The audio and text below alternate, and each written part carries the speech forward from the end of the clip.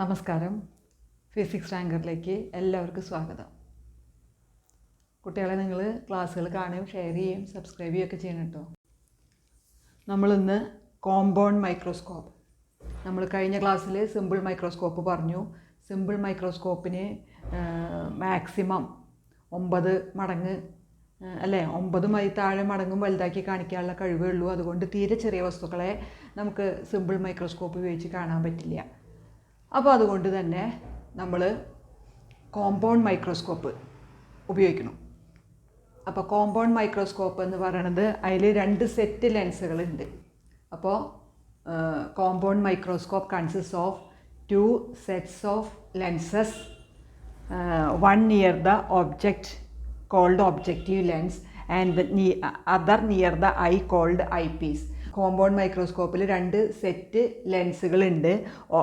ഒബ്ജക്റ്റിൻ്റെ അടുത്തുള്ള ലെൻസിനെ ഒബ്ജക്റ്റീവ് എന്ന് എഴുതിക്കുന്നുണ്ട്. ഒബ്ജക്റ്റീവ് ലെൻസ് എന്ന് പറയും. നമ്മുടെ കണ്ണിൻ്റെ അടുത്തുള്ളത് നമുക്ക് നോക്കാൻ വേണ്ടിയിട്ടുള്ളതാണ്. അതിനെ ഐ പീസ് എന്ന് പറയും. ആ 2 സെറ്റ് ലെൻസുകളും 2 കൊയാക്സിയൽ ഒരേ ആക്സിസ് ഉള്ള 2 ട്യൂബിൻ്റെ അറ്റത്താണ് അറേഞ്ച് ചെയ്തിരിക്കുന്നത്. ആ ഡിസ്റ്റൻസ്, ഒബ്ജക്റ്റീവ് ലെൻസും ഐ പീസ് ലെൻസും തമ്മിലുള്ള ഡിസ്റ്റൻസ് നമുക്ക് അഡ്ജസ്റ്റ് ചെയ്യാൻ പറ്റും. സ്ക്രൂ ഉപയോഗിച്ച് അഡ്ജസ്റ്റ് ചെയ്യാം. ഇത് രണ്ടും തമ്മിലുള്ള ഡിസ്റ്റൻസിനെ നമ്മൾ ആ മൈക്രോസ്കോപ്പിൻ്റെ ലെങ്ത് എന്ന് പറയും. Length of the microscope, distance between objective lens and eyepiece is called length of the microscope. ആ മൈക്രോസ്കോപ്പിൻ്റെ ലെങ്ത് എന്ന് പറയും. ക്ലിയർ ആയ? അപ്പോൾ the objective lens and eyepiece are arranged at the 2 ends of coaxial tubes. 1 tube can slide into the other tube. 2 ഒരേ ആക്സിസുള്ള ഒരേ അക്ഷമുള്ള 2 ട്യൂബിൻ്റെ 2 അറ്റത്താണ് ഈ objective ലെൻസും I Ps ലെൻസും arrange ചെയ്തിരിക്കുന്നത്. ഒരു ട്യൂബിന് മറ്റേ ട്യൂബിൻ്റെ ഉള്ളിൽ കൂടെ നിരങ്ങി നീങ്ങാൻ പറ്റും. അപ്പോൾ ആ 2 ലെൻസുകൾ തമ്മിലുള്ള ഡിസ്റ്റൻസ് നമുക്ക് സ്ക്രൂ ഉപയോഗിച്ച് അഡ്ജസ്റ്റ് ചെയ്യാം. അതിനെ നമ്മൾ ലെങ്ത് ഓഫ് ദ മൈക്രോസ്കോപ്പ് എന്ന് പറയും. മൈക്രോസ്കോപ്പിൻ്റെ ലെങ്ത് എന്ന് പറയും. ലെങ്ത് ഓഫ് ദ മൈക്രോസ്കോപ്പ് എന്ന് പറയും. ഇനി ഒബ്ജക്റ്റിൻ്റെ അടുത്തുള്ള ലെൻസ് ഒബ്ജക്റ്റീവാന്ന് പറഞ്ഞു. ഒബ്ജക്റ്റിൻ്റെ അടുത്തുള്ള ലെൻസ് ഒബ്ജക്റ്റീവ്, കണ്ണിൻ്റെ അടുത്തുള്ളത് ഐ പീസ്. ഇനി നോക്കൂ, ഈ ഏത് ചെറിയ വസ്തുവിനെയാണോ വലുതായി കാണേണ്ടത് ആ വസ്തുവിനെ നമ്മൾ കണ്ടു ഒബ്ജക്റ്റീവ് ലെൻസിൻ്റെ അടുത്ത് വയ്ക്കുന്നു. ഇതാ AB ആണ് ആ ചെറിയ വസ്തു. അപ്പോൾ അതിൽ നിന്നുള്ളൊരു ലൈറ്റ് റേ പ്രിൻസിപ്പൽ ആക്സിസിന് പാരലൽ ചെയ്തിട്ടുള്ളത് ഒബ്ജക്റ്റീവ് ലെൻസിൽ തട്ടി റിഫ്രാക്റ്റ് ചെയ്ത് ഫോക്കസിൽ കൂടെ കടന്നു പോകും. ഇതിൽ നിന്നുള്ള വേറൊരു ലൈറ്റ് റേ ഒപ്റ്റിക് സെൻറ്ററിൽ കൂടെ കടന്നു പോകുന്നത് ഡീവിയേഷൻ ഒന്നും ഇല്ലാണ്ട് കടന്നു പോകും. ആ 2 ലൈറ്റ് റേസും കണ്ടു A' എന്ന് പറഞ്ഞ ഈ പോയിന്റിൽ കൂട്ടിമുട്ടാണ്. അവിടെ നമുക്ക് ഇതിൻ്റെ ഇമേജ് കിട്ടും. ആ ഇമേജ് കണ്ടോ ശരിക്ക് കൂട്ടിമുട്ടുണ്ട്, റിഫ്രാക്റ്റ് ചെയ്ത റേസ് കൂട്ടിമുട്ടുണ്ട്. അപ്പോൾ അതുകൊണ്ട് ആ ഇമേജ് റിയലാണ്. ഇൻവേർട്ടഡ് കണ്ടു തല കീഴായതാണ്, എൻലാർജ്ഡ് വലുതുമാണ്. അപ്പോൾ the objective lens forms A real inverted enlarged അല്ലെങ്കിൽ മാഗ്നിഫൈഡ് ഇമേജ്. കണ്ടു, അതാണ് A', B' എന്ന് പറയുന്നത്. ആ ഇമേജാണ് നമ്മുടെ ഐ പീസിൻ്റെ ഒബ്ജക്റ്റീവ് വസ്തു. ഇനി ആ ഇമേജിനെ നമ്മൾ എവിടെ വീഴിക്കണം? ഐ പീസിൻ്റെ ഫോക്കൽ ലെങ്ത്തിൻ്റെ ഉള്ളിൽ, within the focal length of the eyepiece. The eyepiece is adjusted so that the image formed by the objective lens falls within the focal length of the eyepiece. Eyepiece lens നമ്മൾ adjust ചെയ്യുക എന്തിനു വേണ്ടിയിട്ട്? ഈ objective lens ഉണ്ടാക്കുന്ന ഈ image ഉണ്ടല്ലോ A', B', അത് ഐപീസിൻ്റെ focal ലെങ്ത്തിൻ്റെ ഉള്ളിൽ അതിൻ്റെ ഒപ്റ്റിക് സെൻറ്ററിനും ഫോക്കസിൻ്റെയും ഇടയിൽ വീഴത്തക്ക വിധത്തിൽ. അപ്പോൾ എന്താ ഗുണം? ഇന്നലെ പറഞ്ഞില്ലേ, കഴിഞ്ഞ ക്ലാസ്സിലെടുത്തില്ലേ, ഐപീസ് എന്താണ് സിമ്പിൾ മൈക്രോസ്കോപ്പ് അല്ലെങ്കിൽ മാഗ്നിഫയർ പോലെ ആക്ട് ചെയ്യും. അപ്പോൾ ആ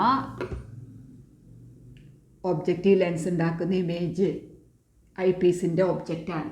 അപ്പോൾ അതിൽ നിന്നുള്ള ലൈറ്റ് റേസ് കണ്ടോ ഈ ഐ പീസിൽ തട്ടി റിഫ്രാക്റ്റ് ചെയ്ത് പോകണു. ഇതൊരിക്കലും കൂട്ടിമുട്ടില്ല. കണ്ടോ, അത് നമ്മൾ പ്രൊഡ്യൂസ് ചെയ്ത് കഴിഞ്ഞാൽ കണ്ടോ ബാക്കിലേക്ക് പ്രൊഡ്യൂസ് ചെയ്ത് കഴിഞ്ഞാൽ ഈ പോയിന്റിൽ A2' എന്ന് പറഞ്ഞ പോയിന്റിൽ അത് കൂട്ടിമുട്ടും.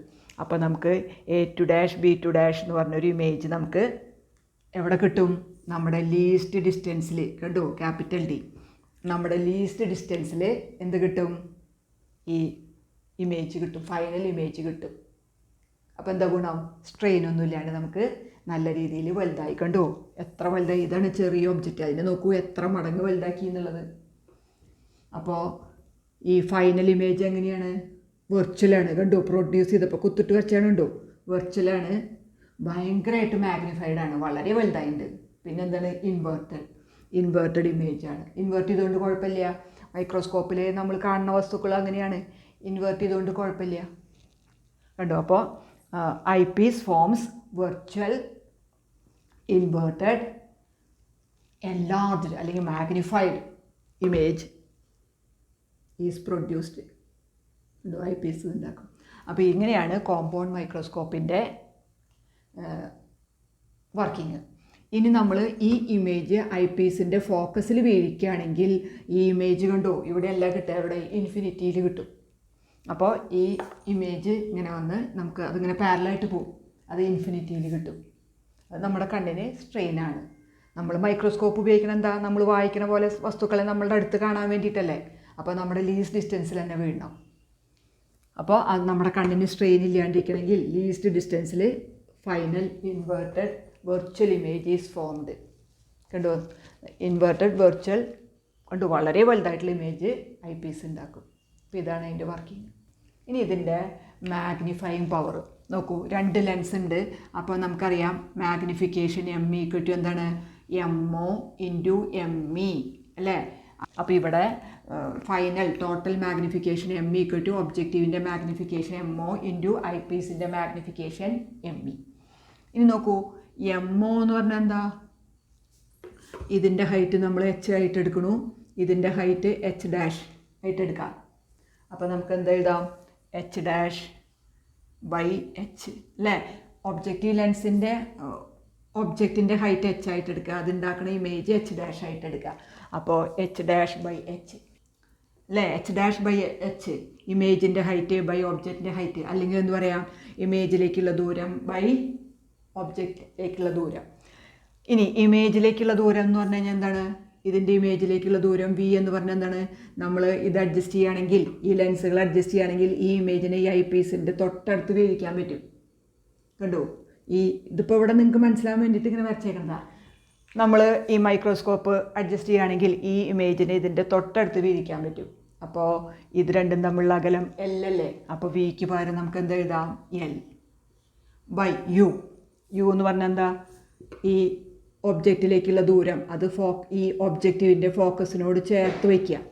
അപ്പോൾ FO എന്ന് എഴുതാം. അപ്പോൾ നമുക്ക് Vക്ക് പകരം നമുക്ക് എന്താ എഴുതാം? V approximately = L.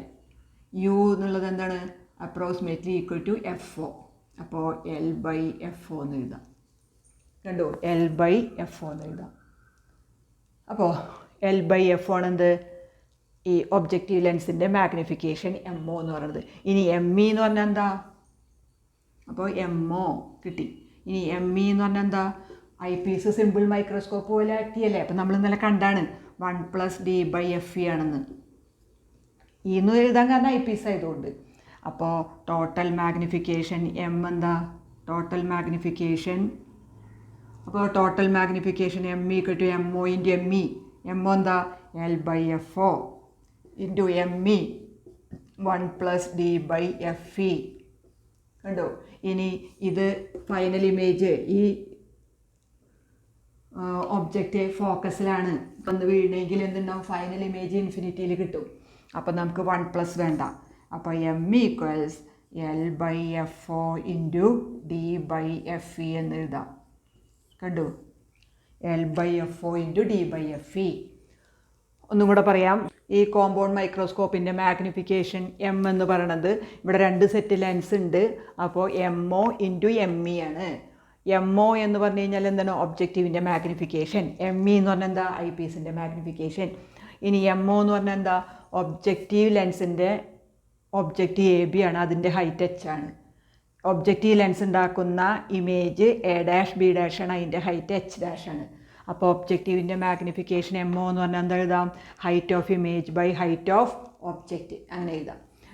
ഇനി ഹൈറ്റ് ഓഫ് ഇമേജ് കണ്ടു ഇൻവേർട്ടഡ് ആണ്. അപ്പോൾ നമുക്കതുകൊണ്ട് -H' ബൈ ഒബ്ജക്റ്റ് എന്ന് പറഞ്ഞതാണ്. അപ്പോൾ H എന്ന് എഴുതാം.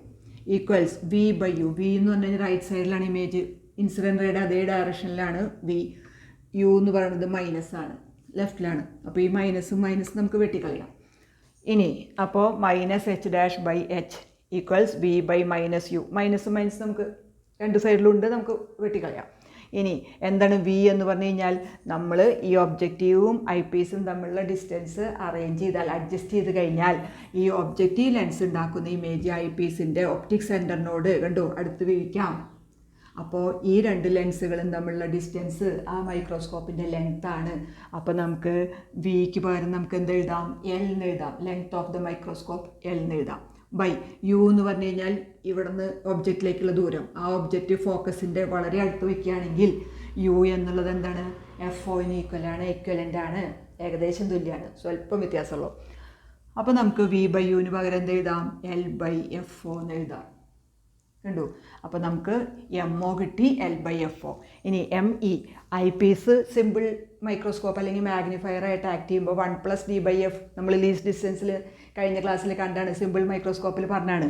അപ്പോൾ ഐ പീസിൻ്റെ മാഗ്നിഫിക്കേഷൻ 1+d/fe.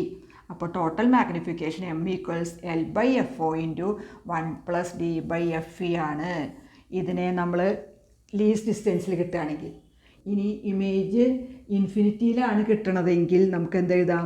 1+d/fe എന്ന് വേണ്ട, d/fe കഴിഞ്ഞ ക്ലാസ്സിൽ കണ്ടാണ്. അപ്പോൾ M equals L/FO × d/fe.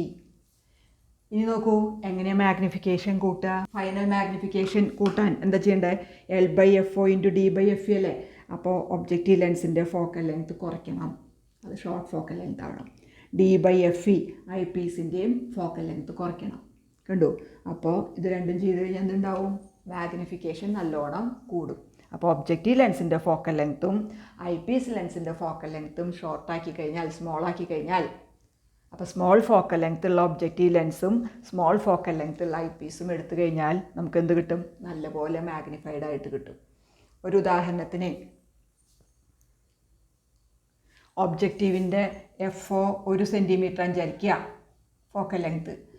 FE 2 centimetre വിചാരിക്കുക. ഐ പീസിൻ്റെ ഫോക്കൽ ലെങ്ത്ത് കുറച്ച് കൂടുന്നു പറഞ്ഞല്ലോ. അപ്പോൾ FE 2 സെൻറ്റിമീറ്റർ ആണെന്ന് വിചാരിക്കുക. ഈ രണ്ട് ലെൻസുകൾ തമ്മിലുള്ള അകലം L ഈക്വൽസ് 20 സെൻറ്റിമീറ്റർ വിചാരിക്കുക. അപ്പോൾ നോക്കൂ, M equals L 20/FO 1 × d/fe. Least distance നമുക്കറിയാം 25/FE.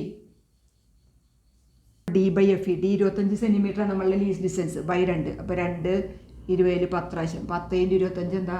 250 മടങ്ങ് വലുതാക്കി കാണിക്കുന്ന അർത്ഥം. കണ്ടു? ആ കോമ്പൗണ്ട് മൈക്രോസ്കോപ്പ് 250 മടങ്ങ് വലുതാക്കി കാണിക്കും. സിമ്പിൾ മൈക്രോസ്കോപ്പോ മാക്സിമം 9 മടങ്ങാണ്. അപ്പോൾ വ്യത്യാസം നോക്കൂ. പിന്നെ ഇമേജ് നല്ല ക്ലിയർ ആയിട്ടുള്ള ഇമേജ് കിട്ടാൻ ഈ ഒബ്ജക്റ്റ് ഉണ്ടല്ലോ, ഈ ഒബ്ജക്റ്റിനെ ഒന്ന് ഇലുമിനേറ്റ് ചെയ്ത് കൊടുത്താൽ മതി. ഇലുമിനേറ്റ് വെച്ചാൽ കുറച്ച് വെളിച്ചം. അപ്പോൾ ഒബ്ജക്റ്റിനെ ഇലുമിനേറ്റ് ചെയ്ത് കൊടുക്കുകയാണെങ്കിൽ നമുക്ക് ഇമേജ് നല്ല ക്ലിയർ ആയിട്ട് കാണാൻ പറ്റും. മോഡേൺ മൈക്രോസ്കോപ്പുകളിൽ മൾട്ടി കമ്പോണൻറ്റ് ലെൻസുകളാണ് ഒബ്ജക്റ്റീവായിട്ടും ഐ പീസായിട്ടും ഉപയോഗിക്കുന്നത്. അതുകൊണ്ട് എന്താ ഗുണം? ആ ഇമേജ് ക്വാളിറ്റി ഇമ്പ്രൂവ് ചെയ്യാൻ പറ്റും. എങ്ങനെ? അതിൻ്റെ ഈ ലെൻസുകൾക്ക് പല ഡ്രോബാക്കുകളുണ്ട്, അബറേഷൻസ് എന്ന് പറയും. ആ അബറേഷൻസ് കുറച്ചിട്ട്, ആ ഡിഫക്റ്റുകൾ കുറച്ചിട്ട് ആ ഇമേജിൻ്റെ ക്വാളിറ്റി ഇമ്പ്രൂവ് ചെയ്യാൻ ഈ മൾട്ടി കമ്പോണൻറ്റ് ലെൻസുകൾക്ക് പറ്റും. അതുകൊണ്ട് ഇപ്പോൾ മോഡേൺ മൈക്രോസ്കോപ്പുകളിൽ ഒബ്ജക്റ്റീവും ഐ പീസും എന്താണ്? മൾട്ടി കമ്പോണൻറ്റ് ലെൻസുകളാണ് ഉപയോഗിക്കുന്നത്. അപ്പോൾ ഇമേജിൻ്റെ ക്വാളിറ്റിയും കൂടും, പല ലെൻസുകളുടെ പല ഡിഫക്ട്സ്, അബ്രേഷൻസ് അതും ഇല്ലാണ്ടാക്കാൻ പറ്റും. അപ്പോൾ നോക്കൂ, ഇതാണ് കുട്ടികളെ compound microscope, simple microscope, compound microscope, telescope. ഇതിലേതെങ്കിലും ഒരെണ്ണത്തിൻ്റെ ഡയഗ്രം ഒക്കെ വരച്ച് മാഗ്നിഫിക്കേഷൻ കണ്ടുപിടിക്കാൻ പറയാറുണ്ട്. വളരെ സിമ്പിളാണ്. പടം വരയ്ക്കുക, ഫിഗർ വരച്ച് തന്നെ പഠിക്കണം. അത് കഴിഞ്ഞ് മാഗ്നിഫിക്കേഷൻ M = MO × ME എന്ന് എഴുതുക. MOൻ്റെ സ്ഥാനത്ത് H'/H എന്ന് എഴുതുക. അപ്പോൾ V/U അല്ലെങ്കിൽ L/FO എന്ന് എഴുതുക. MEയുടെ സ്ഥാനത്ത് 1+d/fe എഴുതുക. ME = L/FO × 1+d/fe. ഇതാണ് ലീസ്റ്റ് ഡിസ്റ്റൻസിലുള്ള. ഇനി ഇമേജ് ഇൻഫിനിറ്റിയിലാണ് ഫോം ചെയ്യണമെങ്കിൽ മാഗ്നിഫിക്കേഷൻ L/FO × d/fe. അത്രയേ ഉള്ളൂ. ഈ ഫിഗറും വരയ്ക്കുക. അപ്പോൾ ഇത് മനസ്സിലായി വിചാരിക്കുന്നു, ക്ലിയർ ആയി വിചാരിക്കുന്നു. Okay, thank you children.